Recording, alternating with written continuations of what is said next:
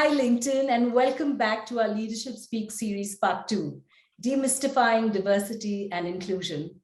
Today, we have my colleague, Head Enterprise India, Naveen Raina, who will be in conversation with our guest speaker, Nishith Rastogi, who's a co-founder and CEO of Locus, a technology platform that uses machine learning and proprietary algorithms to automate complex supply chain decisions. The floor is yours, Naveen. Over to you. Thank you so much, Aruna. Welcome, Nishith. I am really excited to have this conversation with you. How are you doing today? I'm doing well. Thanks, Naveen. Thanks for having me here. Excited to be here. Fantastic. Nishith, our audience would like to know a bit more around Locus. 2016, you were a 10-member strong organization. Cut 2021, you are 250 plus. Tell me more about that. It's been a phenomenal journey for us and primarily possible by the team members. As we have grown, every single new hire we have made us realize that, we should have made this hire yesterday, right? And after making that mistake 250 times, we are still learning, I guess. Even personally, it's been such a tremendous growth opportunity.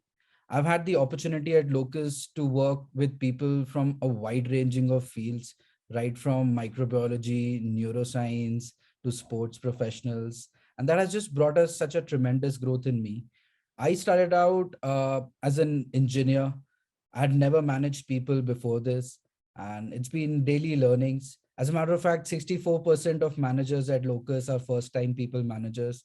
Wow. And it's been great learning together, stumbling a bit on our mistakes, learning from them, and then making sure we make less of them in future. Fantastic. This is fascinating to have such a diverse group and first-time managers, and it's not easy, Nishith. So congratulations where you've taken this organization to.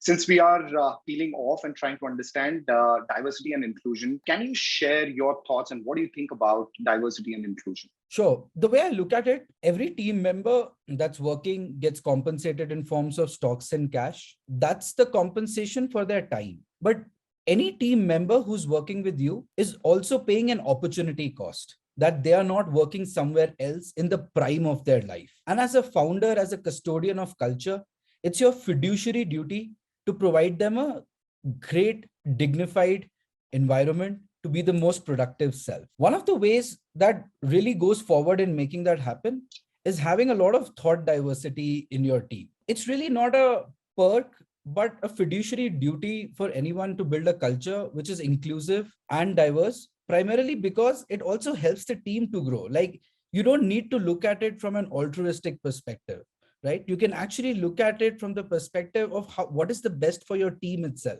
And I think diversity and inclusion are such hygiene factors there. Now, as we talk in them, we have often seen, in my experience in some of the conversations, diversity being limited or restricted along the lines of gender, race, cultures. Now, I think that's great. But what's also equally important is thought diversity. Now, what I mean by that is having people with extremely different backgrounds in your team. For example, in India, right, the engineering competitive exams, there's such a standardization process that once you have gone through them, in many times, often your other parameters like your gender, your upbringing, doesn't really matter that much, right? It's a great equalizer, but at the same time, it also makes us all think the same way. So my co-founder and I, Geet and I, both come from engineering background. So then we were keen to actually get people even in engineering from non-engineering background. Like when we assembled our PhDs in optimization, not only did we get people from the background of computational optimization, but also microbiology, neuroscience. As a matter of fact, my chief data science was working on building the mRNA HIV vaccine, right? Wow. And that's what truly allows us to attack hard problems and come from a very first principles approach without having a baggage. That's fabulous. And by the way, I also come from engineering background and really understand what you're saying. Just wanted to dig deep into this because you kind of brought in a very fascinating thought process around like why gender diversity and cultural diversity is critical. And we continue to kind of engage and build that in the organization. But thoughts is something which a lot of organizations really don't focus on. So how at Locus are you taking care of that? What's the modus operandi that you guys operate? One of my all-time favorite movie is this movie called Molly's Game. And during the opening sequence, there is a dialogue in it. It's about an Olympic skier who has an accident and then goes on to run a large poker table.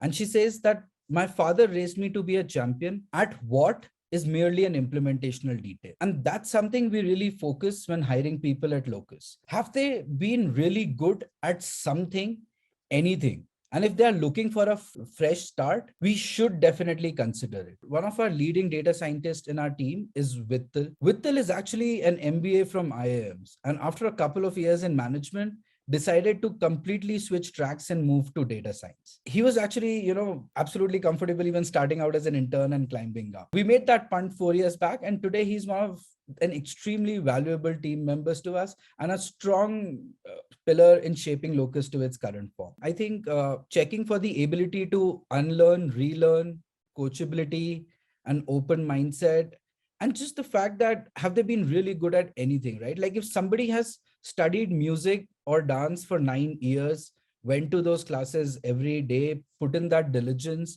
I think it's important to value that whether you are evaluating them from a customer success role, a sales role, or a technical role. Fabulous. I think your whole idea around if the person has been good at anything and then use that to drive or have the mindset to grow kind of resonates really, really well.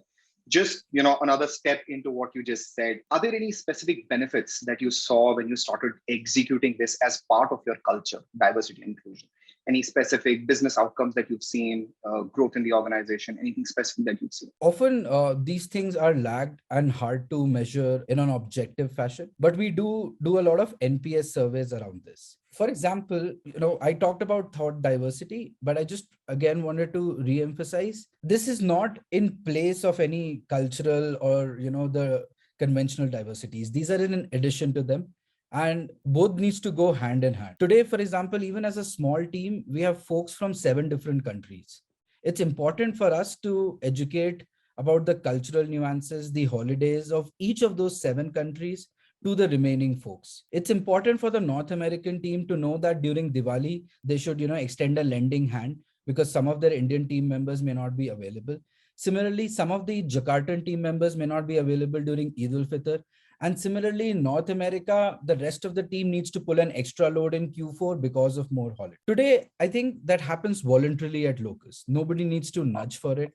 And that's where I would call it as a metric of success, that whenever any team member is down, the rest of the folks extend a helping hand without being asked. That's really the spirit that makes me really happy seeing organically emerge. Awesome. Thanks a lot, Nishith. I'm sure our listeners would have picked up some of these things and possibly would integrate into their strategy. Any specific hacks that you have that unlocks diversity and inclusion in your organization? One of the things I think which we have found great appreciation from the team members is the parenting policy at Locus. So we don't just have a maternity or a paternity policy, we call it a parenting policy. There is, I think, a 6-month mandatory off, but we go over and beyond. Our thesis is that Locus should not come into the way of any one of the parents spending an entire year with the kid. So either to the mother or to the father, we offer a 1-year work from home. Even to the father, we offer 3 months off at the start, and to the mother, of course, 6 months. Post that, also, there is a very strong message to all managers to incorporate these changes in individual lifestyles, even in a high growth environment. So yeah, that's something we are both proud of doing, as well have heard great feedback from our team members. This is fascinating, Nishith. I haven't heard a lot of organizations doing this. So congratulations for bringing this up. One last question. If you have to give an advice to someone who's starting afresh on this journey of diversity and inclusion, what would be your thought or message? Start from a place of trust. Trust the fact that you're hiring adults. Trust them to make the right calls. For example, at Locus, there is no expense policy. If you will file an expense, it will get approved. But then be strict about enforcing your core values. Don't take any leniency there. That's why I started the call. Also, I mentioned that as a founder, one of your core role is to be a custodian of culture, and you will really need to walk this rope. So that would be my only advice, that you're hiring adults, trust them and walk the rope. I think the rest will fall into place. Fabulous. Thank you so much, Nishith. It's a great ending. I think listeners would love this message. This was a fascinating chat. Thank you so much for joining us today, Nishith. Thank you, Naveen. Appreciate it.